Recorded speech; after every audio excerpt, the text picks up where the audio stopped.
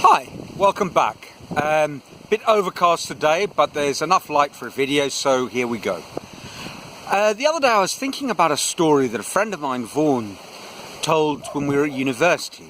It's one of those slightly funny stories with a point, I guess. It goes like this. Chap, let's call him Bob. Bob was sitting around, quite young, minding his own business one day when he got a tap on the shoulder. And, you know, he could smell the sulphurous fumes, and one quick look assured him that his worst fear was true. It was the devil. And the devil said, "Look, Bob, I've got a proposal for you. It's a good offer, as good as you're going to get.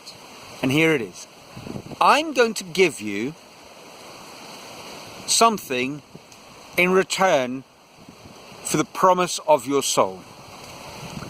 And it's this watch." I said, "Watch?" I said, "Yes, it's this watch. But it's a special watch.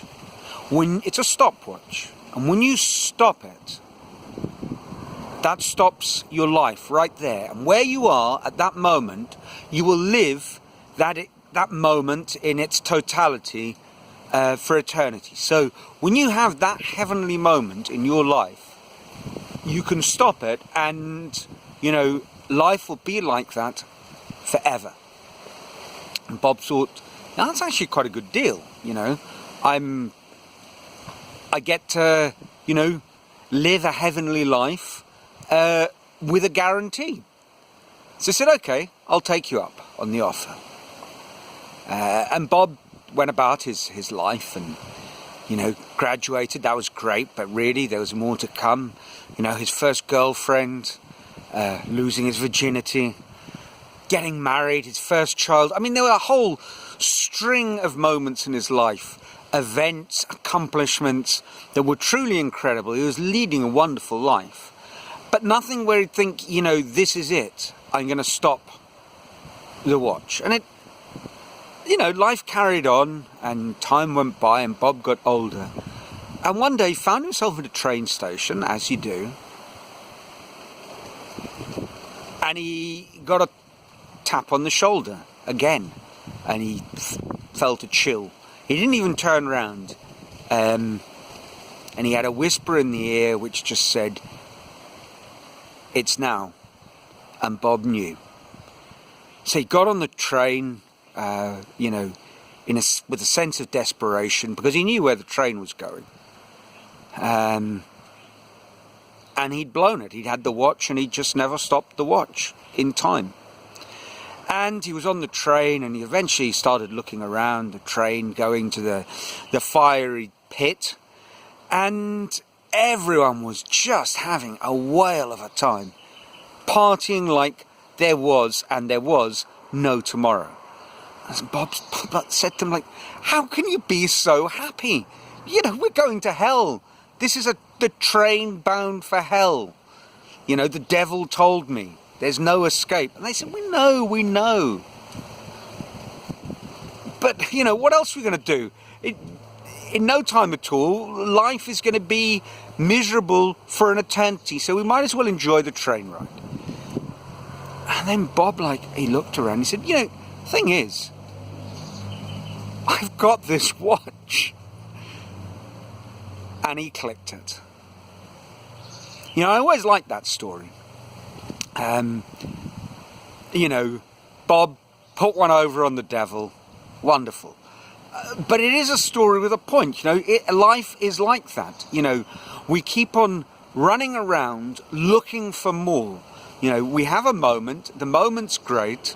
Now, obviously, I'm not suggesting that, you know, what we needed to do was stop life forever at the first sign of good fortune, you know, and just try and repeat that day after day. But equally, the opposite of always being dissatisfied to a degree, it's not quite good enough, and chasing after more is a mistake. And in the context of what I've been speaking about in a few of the other vlogs, you know, there comes a time when we essentially have to cash our chips in. You know, you build a career, or on a personal side, you meet all sorts of wonderful people, but you decide you want to have a family. You've got to make a choice. And life, unfortunately, is about choices, and saying yes, essentially, as a lot of our thought influencers will tell us, saying yes means saying no to something else. We've got to make a choice. And, some of those choices, obviously, in the long run, will be to the exclusion of other things. There'll be roads less travelled or not travelled. And there'll be roads that you elect to travel on, to all intents and purposes, for a jolly long time, if not eternity. And there's no guarantee. I'm sitting here in my, what I will happily say, my lovely home in a wonderful part of the world. But I can't deny it. I've cashed my chips in, and this is it. I have a plan. I want to build a sculpture park. I want to build make a replica of the statue of David. That's those of you following my Friday journal on David of the Northeast will know about this. I want to make a life-size replica of the statue of David that will be that will take your breath away. And I can see that's not going to happen quickly. Even if I knew how to do it, it would take a long time, and I don't yet. I've got a lot to learn.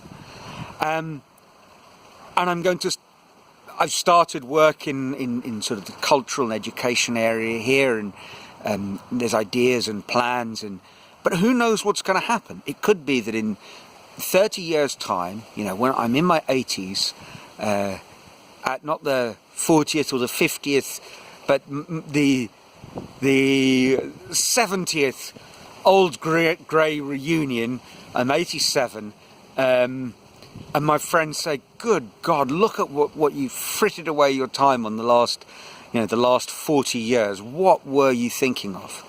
That could be. And equally, it could be something amazing, and it'll probably be something somewhere in that big lump, the bump in the middle. But you have to back a horse. You also need to know when to get off the horse. You need to know when to click the button. But I think most of us, we perhaps settle a little too soon in one sense, in that we start doing something and we think, well, this is it for lifetime. But I think very often when we're doing that, in the back of our mind, we know what horse we'd like to back, and that's not always the horse we're backing. And we get it wrong in that respect, that we know what we'd like to do, but kind of fear and doubt and the voice of reason and our reasonable friends holds us back, when actually we need to really go for it and just, put all our chips on that hand and try something. And on the other side of the equation, the other, end of the grey scale in this sort of topic, there's these situations where we do cash our chips in, and yet we can't find it in ourselves to be satisfied. You look at how many people get married, and the person they get married to is a truly marvellous person, as are they. And they have children, and it's wonderful.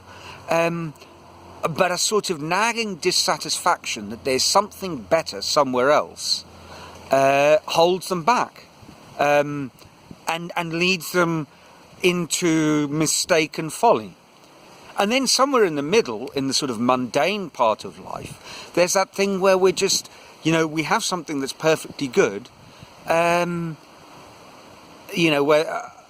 think material things, cars or homes or possessions, and we're just continually cashing them in because, there's something better further on down the road, and actually, the watch is just fine.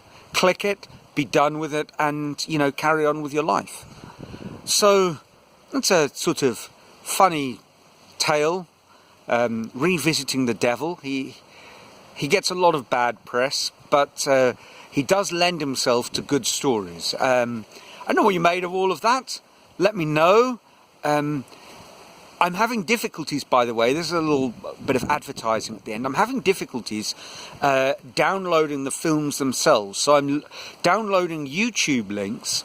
And if you like, you could always subscribe and get a little bell notification the next time I upload a video. Anyway, let me know what you think, and until next week, ciao.